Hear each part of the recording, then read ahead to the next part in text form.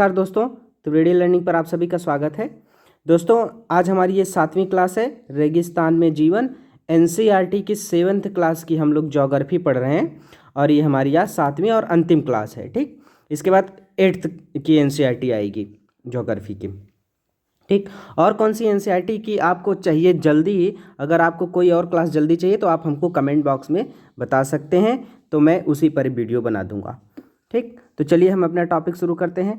देखिए, ये अब यहाँ पर इस टॉपिक का क्या मतलब हुआ कि रेगिस्तान में जो जीवन है वो कैसा है। अभी पिछली वीडियो में हमने देखा था कि अमेजन के जंगलों में या उष्णकटिबंधीय क्षेत्रों में किस तरीके से लोग अपना जीवन यापन कर रहे हैं, किस तरीके से रह रहे हैं, ठीक, कौन सा घर बना रहे हैं, ये सब चीज़ें हमने अमेजन के बारे में पढ़ा था।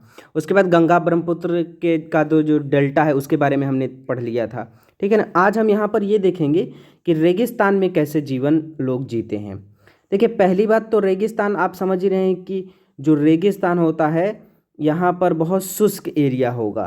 ठीक, तो अगर रेगिस्तान, मोटी मोटी बात ऐसे समझ लीजिए कि जो रेगिस्तान है ना, रेगिस्तान दो प्रकार का होता है।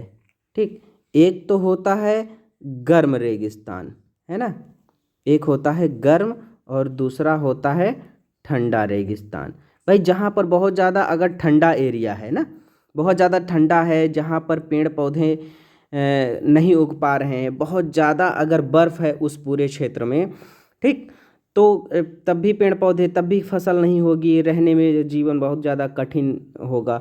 और बहुत ज़्यादा उष्ण वाला एरिया है, गर्मी है, तब भी जीवन बहुत ज़्यादा मुश्किल होगा, कष्टदायक होगा।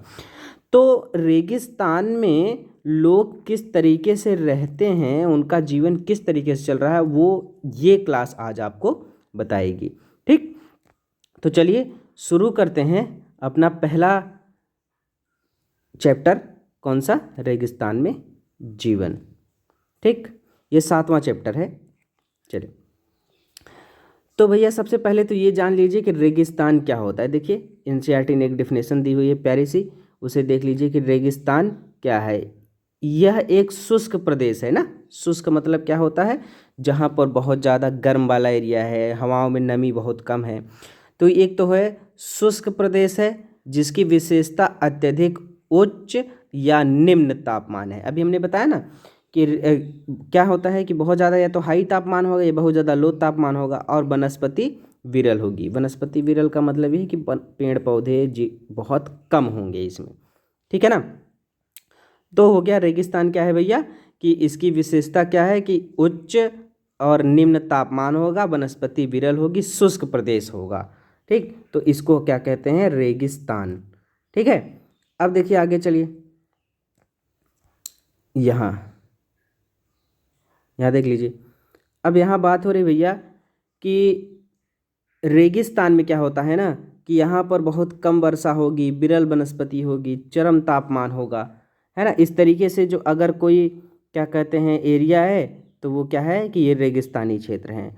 तापमान के आधार पर रेगिस्तान या तो गर्म हो सकता है या ठंडा हो सकता है। अभी हमने बताया कि तापमान के आधार पर रेगिस्तान गर्म होगा और ठंडा होगा। ठीक, इन स्थानों में जहाँ कहीं भी थोड़ा बहुत जल उपलब्ध होता है, लोग वहाँ कृषि करने के लिए बस जाते हैं।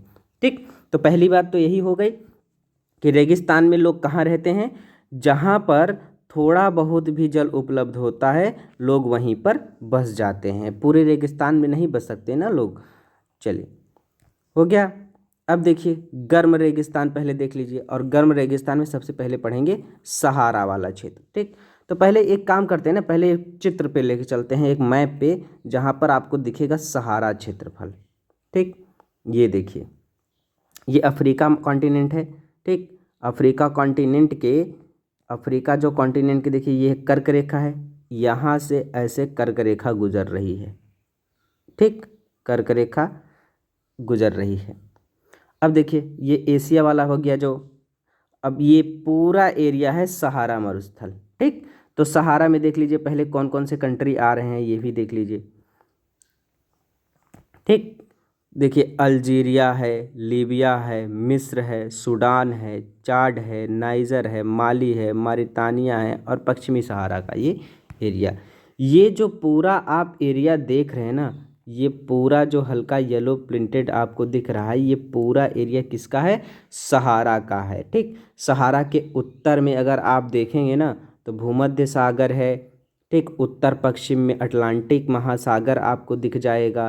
ठीक, और सहारा के पूरब में लाल सागर दिख जाएगा। ठीक, और यहाँ देखिए हिंद महासागर है, ये पूरा अटलांटिक महासागर है।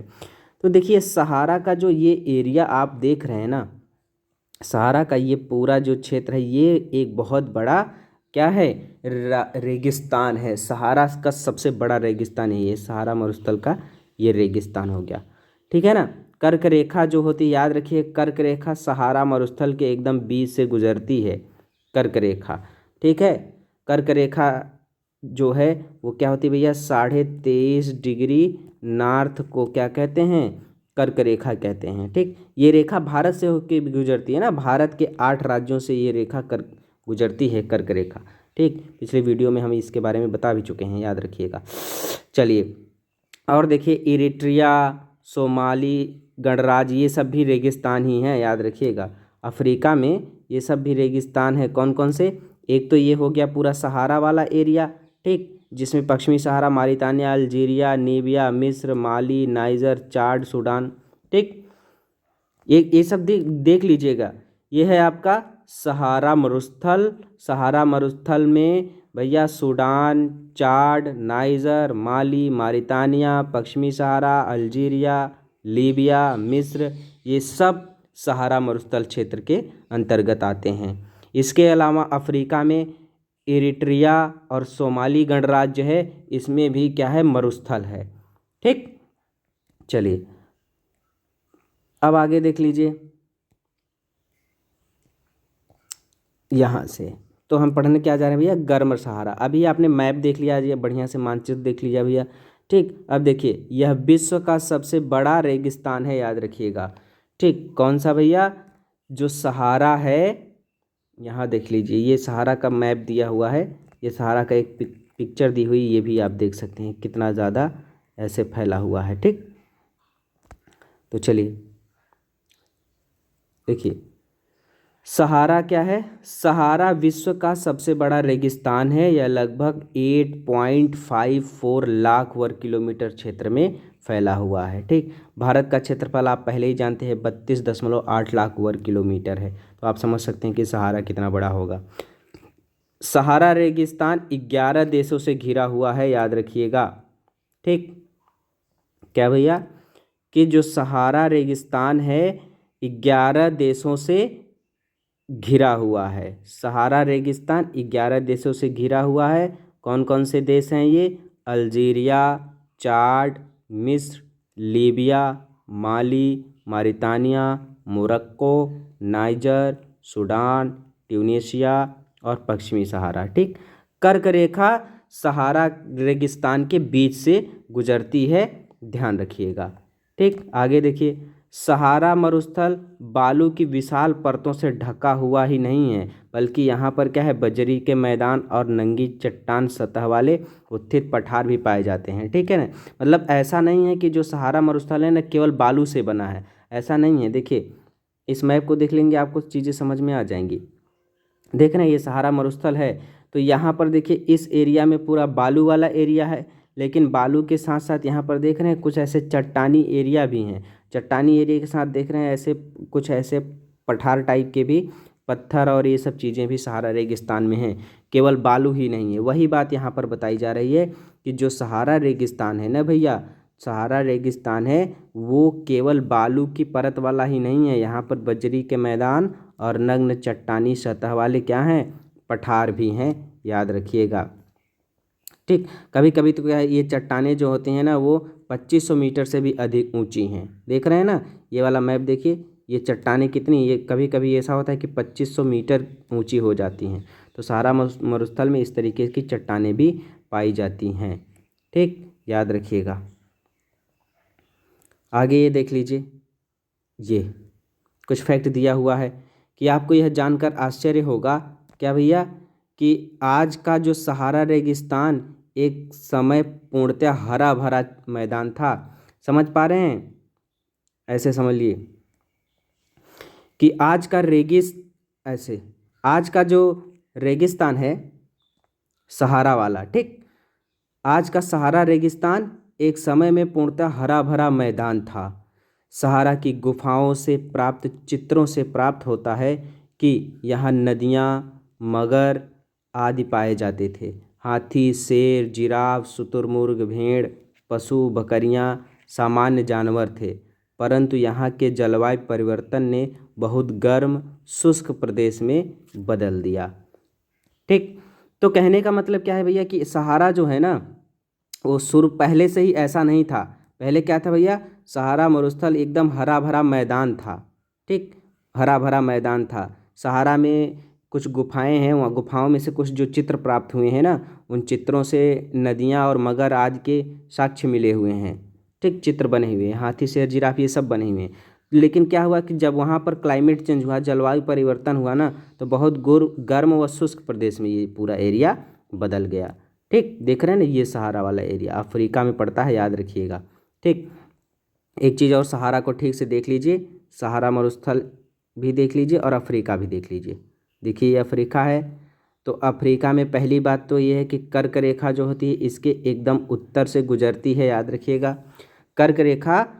कर्क रेखा सहारा के बीच से गुजरती है और अफ्रीका के उत्तरी भागों से गुजरती है, ठीक। और कर्क रेखा के बाद देखिए मकर रेखा जो होती है वो अफ्रीका के दक्षिण से गुजरती है, ठीक। तो ये कर्क रेखा है और ये मकर रेखा है, याद रखिएगा।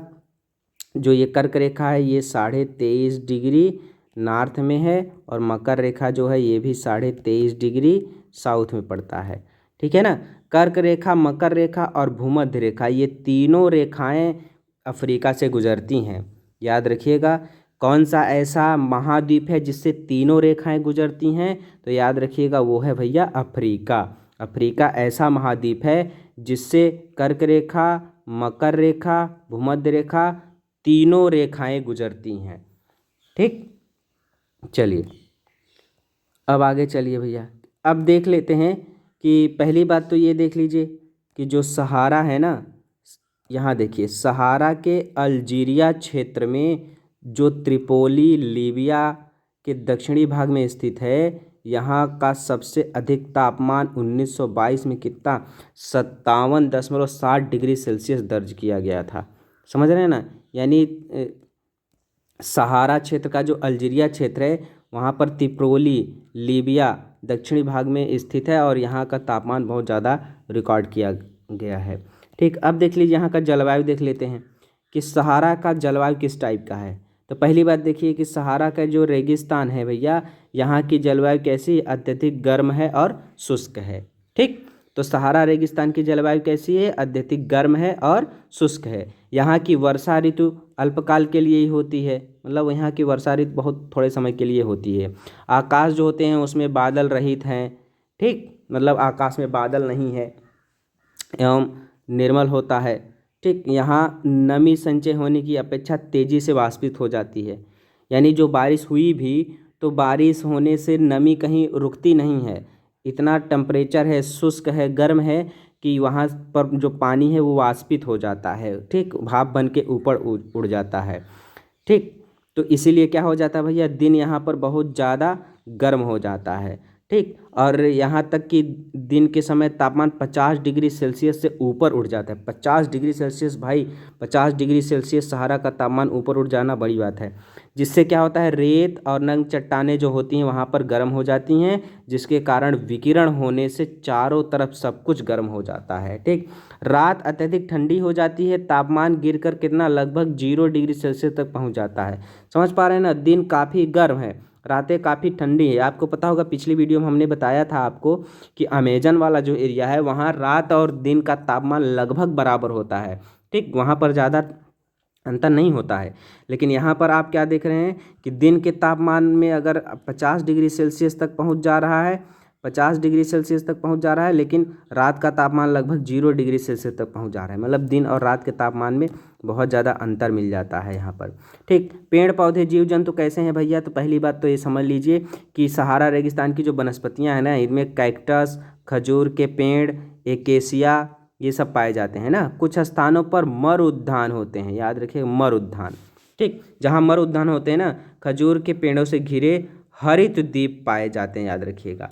ठीक, मोटी मोटी बात बस इतना समझ लीजिए कि कुछ स्थानों पर मरुद्यान खजूर के पेड़ों से घिरे हरित द्वीप पाए जाते हैं। कहाँ पर? सहारा में। ठीक। और भैया जीव जंतुओं में यहाँ पर देखिए ऊंट, लकड़बग्घा, सियार, लोमड़ी, बिच्छू, सांपों की बहुत सारी प्रजातियाँ पाई जाती हैं। छिपकलियाँ यहाँ के मुख्य प्रमुख जीव जंतु हैं। ठीक, तो यहाँ पर लकड़बग्घा, सियार, बिच्छू, छिपकली प्रमुख जीव जंतु पाए जाते हैं। ठीक, याद रखिएगा। देख लीजिए, देख रहे हैं ये सहारा का मरुद्यान कैसा होता है। जहाँ पर ये मरुद्यान होता है ना, यहीं पर थोड़ा सा हरित द्वीप इसको बोलते हैं। हरित द्वीप का मतलब ये होता है कि रेगिस्तान में कहीं कहीं पर इस टाइप के पेड़ पौधे उगाते हैं, हरा भरा कुछ लगता रहता है बीच बीच में। जहाँ पर ये ऐसा होता है ना, यहीं पर खजूर वगैरह के पेड़ उगाते हैं, इसी को बोला जाता है क्या? हरित द्वीप। ठीक, तो ये याद रखिएगा, ये सहारा के मरुद्यान है। ये लिखा हुआ है ना, सहारा रेगिस्तान में मरुद्यान। ये सब चीज़ें बीच बीच में कहीं कहीं थोड़ा थोड़ा हरा हरा दिखाई देता रहता है, इसी को बोलते हैं। ठीक, एक फैक्ट यहाँ पर है, ये देख लीजिए कि वैज्ञानिकों को यहाँ से मछलियों के कंकाल भी मिले हुए हैं, याद रखिएगा। चलिए अब लोगों को देख लेते भैया कि यहाँ के लोग कैसे रह रहे हैं। सहारा रेगिस्तान की जो कष्टकारी जलवायु है भैया यहाँ पर, ठीक है, बहुत ज़्यादा गर्मी, बहुत ज़्यादा क्या कहते हैं शुष्क एरिया है, तो कष्टकारी जीवन तो रहेगा ही। ठीक, अब यहाँ देखिए विभिन्न क्रियाकलापों में यहाँ के लोग भाग लेते हैं भैया। ठीक, जिनमें बेदुइन एवं तुआरेग भी शामिल है। ठीक, बेदुइन एवं तुआरेग ये क्या है भैया? ये यहाँ के लोग हैं, याद रखिएगा, मोटी मोटी बात समझ लीजिए बस ऐसे ही कि यहाँ सहारा जो रेगिस्तान की कष्टकारी जलवायु में विभिन्न समुदायों के लोग निवास करते हैं ना। तो किस समुदाय के लोग? उन्हीं क्रिया समुदायों में एक तो है बेदुइन और एक है तुआरेन, यहाँ की क्या है? निवासी हैं, याद रखिएगा। जैसे एग्जाम में पूछ ले कि सहारा के प्रमुख निवासी या सहारा के जो चलवासी निवासी हैं वो कौन से हैं भैया? तो बेदुइन और तुआरेन जो है वो सहारा के निवासी हैं। ठीक, सहारा में रहते हैं ये लोग। आगे देखिए, चलवासी जनजाति वाले लोग बकरी, भेड़, ऊंट, घोड़ा, ठीक, ये सब पशु पालते हैं। ठीक, और भी याद रखिएगा कि ये क्या करते हैं, पशुओं से इन लोगों को क्या मिलता है? दूध मिलता है, खाल मिलता है। ठीक, और देखिए जूते, पानी की बोतलें, ये सब चमड़ा प्राप्त होता है, इसे बनाते हैं। ठीक, पशुओं के बालों का उपयोग चटाई, कालीन, कपड़े, कंबल आज बनाने में ये लोग करते हैं। धूल भरी यहाँ आंधियाँ आती रहती हैं ना, गर्म वायु से बचने के लिए लोग क्या कहते हैं? भारी वस्त्र पहनते हैं। ठीक, भारी वस्त्र जो चारों तरफ से ढका ही हो, भारी वस्त्र हो। क्यों भैया? क्योंकि ताकि इनकी धूल भरी आंधी और गर्म वायु से ये बचते रहें। ठीक, मैंने एक पहले भी बताया ना आपको कि भाई जो जहाँ लोग रहते हैं ना, वहाँ की जलवायु के अकॉर्डिंग ही उनका कल्चर डेवलप होता है, वहाँ का परिधान डेवलप होता है, वहाँ का उनका खान पीन का जो वस्तुएं होती हैं, खाद्यान्न वस्तुएं, उसी तरीके से उनका डेवलप होता है। क्योंकि जलवायु का लोगों के रहन सहन पर बहुत ज़्यादा असर डालता है। ठीक है ना। चलिए ये देख लीजिए एक यहाँ पर कि जब रेत को पवन उड़ा ले जाती है तो वहाँ क्या बन जाता है? गड्ढा बन जाता है। समझ रहे हैं ना। जैसे अब रेगिस्तान वाला एरिया है, यहाँ पर हवा आई और हवा ने क्या किया कि इस बालू को उड़ा ले गई, तो उड़ा ले गई तो यहाँ पर क्या बन जाएगा? एक ऐसे गड्ढा बन जाएगा। ठीक, तो अब यहाँ जब गड्ढा बन गया ना, गर्त बन गया, तो अब गर्त में क्या होता है ना कि यहाँ पर भूमिगत जल सतह पे आ जाता है। जब से अब इधर गड्ढा हो गया है तो गड्ढा में जो नीचे का पानी है ना, वो क्या होता है कि इसके सतह पर आ जाता है, जिससे क्या हो जाता है? ये गीला हो जाता है। ठीक है ना। और वहीं पर क्या बन जाते हैं? मरुद्यान। ठीक, जैसे अभी हमने देखा ना ये मरुद्यान, ये देखिए ये मरुद्यान कैसे बना हुआ है। अब हवा आई, यहाँ की बालू को ऐसे उड़ा ले गई। जब यहाँ की बालू उड़ के चली गई तो यहाँ बन गया क्या? गड्ढा हो गया। और गड्ढा होने की वजह से क्या हो गया? इनकी सतह पर जो अंडरग्राउंड वाटर था, नीचे भूमिगत जो जल था, वो इसके ऊपर आ गया। ऊपर आने से क्या हुआ? यहाँ पर पेड़ पौधे बन गए। ठीक, पेड़ पौधे उगाए। क्यों? क्योंकि यहाँ पर थोड़ा बहुत इनको ज़मीन की सतह के नीचे वाला जो पानी है वो इनको वहाँ से इनको नमी मिल जा रही। तो यही कहलाता है क्या? मरुद्यान हो गया। ठीक है ना। ये देखिए, तो ये हो गया क्या भैया? मरुद्यान हो गया। ठीक, मरुद्यान। और ये क्षेत्र उपजाऊ होते हैं, लोग इन्हीं के आसपास निवास करते हैं। ठीक, खजूर के पेड़ और अन्य फसलें इन्हीं के अगल बगल उगाते हैं। कभी कभी यह मरुद्यान असामान्य रूप से बड़ा भी हो सकता है। मोरक्को में, याद रखिएगा, टैफीलाटेन, क्या, मोरक्को में टैफीलाटेन मरुद्यान ऐसा ही एक विशाल मरुद्यान है, याद रखिएगा, 13,000 वर्ग किलोमीटर क्षेत्र में फैला है। ठीक, याद रखिएगा, मोरक्को में कौन सा, ये मोरक्को में टैफियालेट, मोरक्को में टैफियालेट जो है ये मरुद्यान है। ठीक, अब यहाँ देख लीजिए, सहारा में मरुद्यान एवं मिस्र में नील घाटी लोगों को निवास में मदद करती है। ठीक, तो जो सहारा के लोग हैं भैया वो कहाँ रह रहे हैं, हर जगह नहीं रह सकते ना, क्यों, क्योंकि हर जगह तो भैया रहने योग्य जगह ही नहीं है। जब रहने योग्य जगह नहीं तो कहाँ रहेंगे, तो वो कहाँ रहते हैं भैया, सहारा में ज़्यादातर रेगिस्तान इन्हीं मरुद्यानों के आसपास रहेंगे, और मिस्र में जो नील नदी घाटी है भैया वहाँ पर लोग निवास करते हैं। पूरे सहारा में लोग नहीं रहते हैं। जहाँ जल की उपलब्धता होने से खजूर के पेड़ उगाते हैं वहीं पर ये लोग अक्सर रखते हैं। मिस्र में उगाए जाने वाली कपास पूरे विश्व में फेमस है। ठीक, और चीज़ें हैं भैया कि तेल की खोज संपूर्ण विश्व में मांग इसकी ज़्यादा हो रही है। उत्पाद का अल्जीरिया, लीबिया, मिस्र में होने के कारण सहारा रेगिस्तान में तेज़ी से क्या हो रहा है, बहुत ज़्यादा बदलाव आ रहा है। ठीक, अब देखिए यहाँ के महत्वपूर्ण खनिजों में भैया लोहा, फास्फोरस, मैग्नीज और यूरेनियम, लोहा, फास्फोरस, मैग्नीज और यूरेनियम यहाँ पर सम्मिलित हैं। ठीक, अब देखिए तुआरेग लोग विदेशी पर्यटकों के लिए मार्गदर्शन का काम करते हैं। ठीक, तुआरेग लोग यहाँ पर रहते हैं। ये तुआरेग लोग जो हैं वो विदेशी पर्यटकों के लिए मार्गदर्शन का काम यहाँ पर करते हैं। आज अनेक चलवासी जनजाति के लोग शहरी जीवन में, भैया अब कब तक वहाँ रहेंगे, वो लोग क्या करते हैं, जो चलवासी हैं आजकल शहरी जीवन जी रहे हैं। ठीक, मतलब शहर की ओर भी अपना पलायन कर रहे हैं, जहाँ वे तेल एवं गैसों के कार्यों में नौकरी ढूंढते रहते हैं। ठीक, चलिए भैया अब देखिए वो तो गर्म रेगिस्तान हो गया। अब क्या आ गया, ठंडा रेगिस्तान। ठीक, ठंडा रेगिस्तान कौन सा, लद्दाख, भारत में ये लद्दाख पड़ता है। ठीक, ये यूटी है ना, भारत में यूनियन टेरिटरीज बन गया है ये 2019 में, ये लद्दाख बना था। ठीक, जम्मू कश्मीर को 2 भागों में बांट करके, कब, 31 अक्टूबर 2019, याद रखिएगा क्या हुआ था, जम्मू कश्मीर को में 2 भाग बट गए थे, एक लद्दाख यूटी, दूसरा Jammu Kashmir UT, union territory, केंद्र शासित प्रदेश। ठीक, अब देखिए तो ठंडा रेगिस्तान कौन सा है, लद्दाख है। तो सबसे पहले तो देखिए लद्दाख शब्द 2 शब्दों से मिलके बना है। ला का मतलब होता है पर्वतीय दर्रा और दाख का मतलब होता है देश। इसका मतलब क्या होता है भैया, पर्वतीय दर्रों का देश। कौन सा, लद्दाख।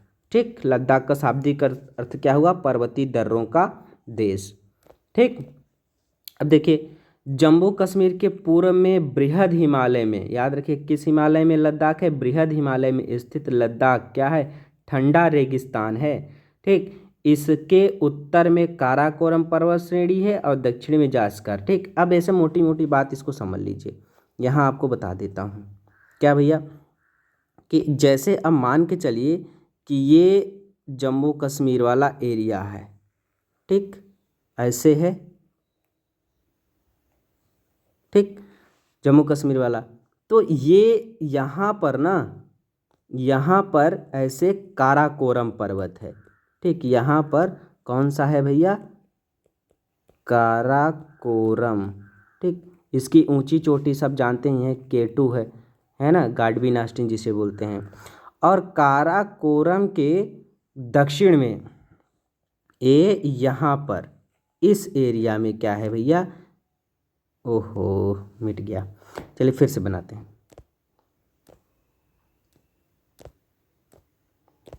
ठीक, तो सबसे पहले क्या था, यहाँ पर हमने देखा था कि इस तरीके से क्या है, लद्दाख वाला एरिया, जम्मू कश्मीर वाला एरिया है। ठीक है ना, तो इस जम्मू कश्मीर एरिया में सबसे पहले तो ये है कि यहाँ पर है आपका भैया काराकोरम पर्वत श्रेणी। ठीक, ये कौन सी पर्वत श्रेणी है याद रखिएगा, ये है काराकोरम। ठीक, इसकी ऊंची चोटी K2 है। ठीक है, और इसके बाद इसके दक्षिण में यहाँ पर जो पर्वत श्रेणी है, यहाँ पे ये कौन सी पर्वत श्रेणी है भैया, ये है यहाँ पर लद्दाख। ठीक, लद्दाख याद रखिएगा, ये पूरा लद्दाख का एरिया है। ठीक, और लद्दाख के दक्षिण में भी एक पर्वत श्रेणी है ऐसे, जिसको कहते हैं यहाँ पर ये जास्कर है। ठीक, जास्कर। तो काराकोरम, लद्दाख और जास्कर, ये 3 पर्वत श्रेणियाँ हैं। तो यही पूछा जा रहा है, क्या यही कहा जा रहा है कि जो लद्दाख है ना भैया, ये जो लद्दाख है, इस लद्दाख के उत्तर में देखिए काराकोरम पर्वत श्रेणी है और इसके दक्षिण में जास्कर श्रेणी है। और एक चीज़ और याद रखिएगा कि इसी श्रेणी से एक नदी बहती हुई जाती है, कौन सी, सिंधु नदी, इसी लद्दाख से, लेह से होकर के गुजरती है लद्दाख के। ठीक, याद रखिएगा ये कौन सी नदी है, सिंधु नदी। ठीक, तो ये हो गया आपका लद्दाख वाला एरिया।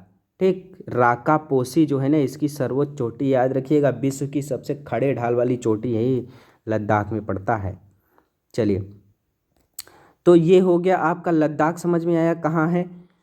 तो यही यहाँ पर कहा जा रहा था क्या भैया, कि जम्मू कश्मीर के पूरब में बृहद हिमालय में स्थित है कौन सा, लद्दाख, जो कि ठंडा रेगिस्तान है। ठीक, इसके उत्तर में काराकोरम पर्वत श्रेणी है और इसके दक्षिण में लद्दाख पर्वत श्रेणी है। ठीक, और देखिए लद्दाख से होकर अनेक नदियाँ गुजरती हैं, जिसमें सिंधु नदी जो है ना वो प्रमुख है। और सिंधु नदी ने ये यहाँ पर बहुत ज़्यादा गार्ज बना रखा है।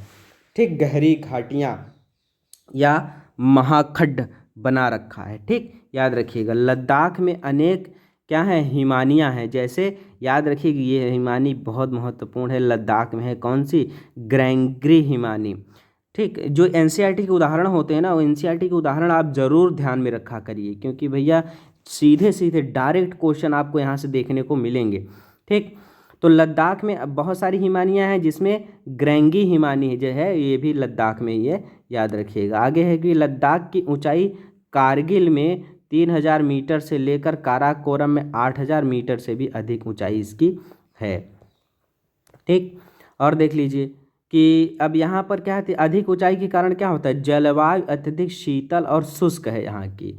ठीक, वायु की बहुत पतली परत पाई जा रही है, इसके कारण क्या होता है, सूर्य की जो तीव्रता बहुत ज़्यादा महसूस होती है। ठीक, ग्रीष्म ऋतु में दिन का तापमान 0 डिग्री सेल्सियस हो जाता है ना, और रात में तापमान -30 डिग्री सेल्सियस तक चला जाता है। और ठंडी के मौसम में तो अक्सर -40 डिग्री सेल्सियस के आसपास तापमान हमेशा रहेगी, वहाँ लद्दाख में बना रहता है, इतना ज़्यादा ठंडा एरिया है। ठीक, यहाँ हिमालय के वृष्टि छाया क्षेत्र में स्थित है। अब ये जो पूरा एरिया है ना, यहाँ पर बरसात बहुत कम होती है। क्यों, क्योंकि ये जो बरसात के छाया वाले क्षेत्र में है ना, इसके दक्षिण में बरसात होती है। ठीक, लेकिन ये पर्वत है वहाँ पर, तो जो हवाएं भी जाती हैं ना, पर्वतों से टकरा के ऊपर उठती हैं और वापस आती हैं, तो बरसात यहाँ नीचे करा देती हैं। लेकिन जो लद्दाख वाला एरिया हो जाता है, यहाँ पर बरसात नहीं होती, इसीलिए क्या है, वृष्टि छाया क्षेत्र में स्थित है। ठीक, तो ये याद रखिएगा कि यहाँ यह हिमालय के वृष्टि छाया क्षेत्र में लद्दाख है, और यही कारण है कि यहाँ बरसात जो होती है बहुत कम होती है। ठीक, ये मैप देख लीजिए, अभी हमने इस मैप को बनाया ही था, अभी आप भी देख लीजिए यहाँ पर भी। ठीक, तो ये है भैया हमारा, ये पूरा एरिया यहाँ से है जम्मू कश्मीर, और ये पूरा एरिया है लद्दाख का। ठीक, ये पूरा एरिया आपका लद्दाख वाला एरिया है।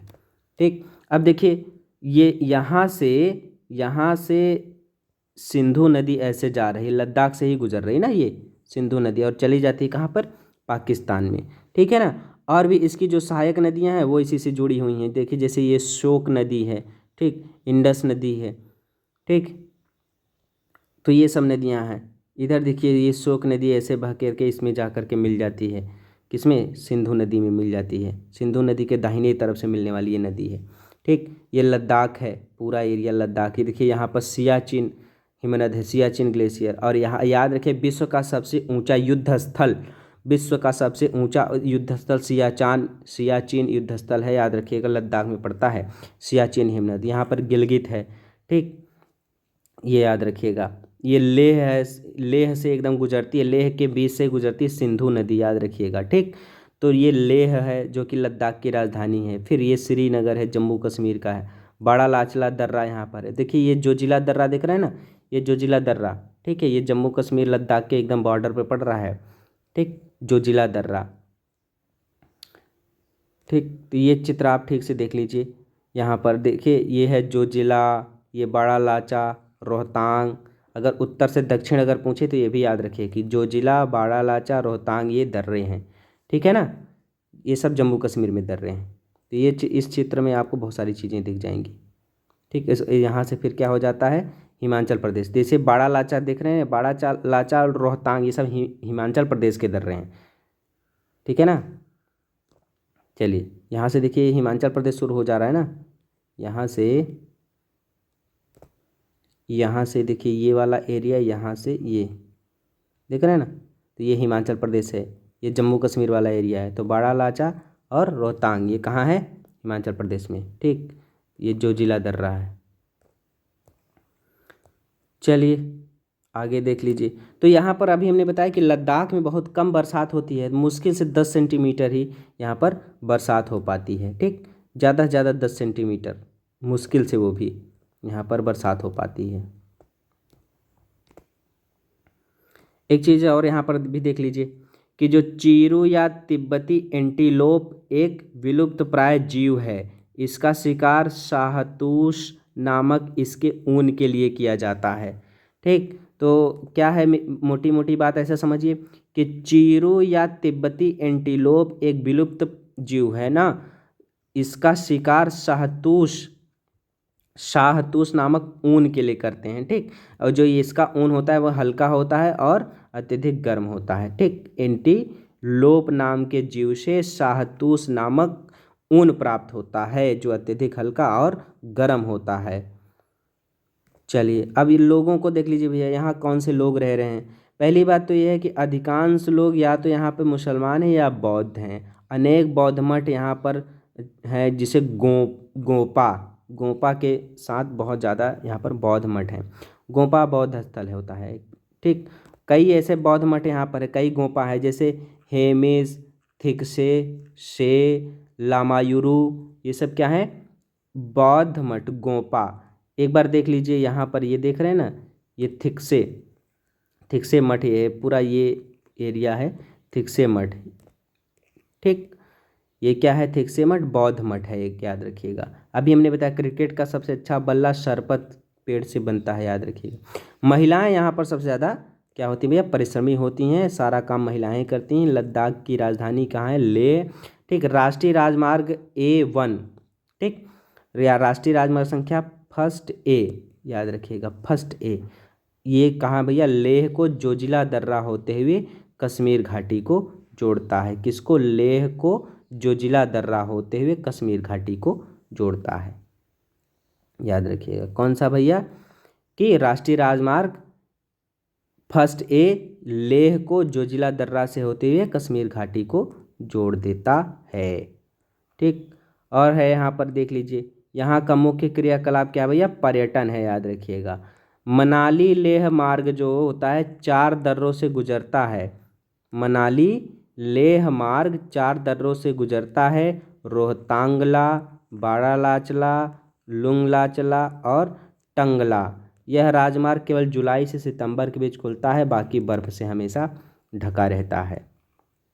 ठीक, ये देखिए यहाँ पे लद्दाख के लोग कैसे, लद्दाख की महिला क्या पहने हुए हैं। ठीक, लद्दाख की वेशभूषा है ये।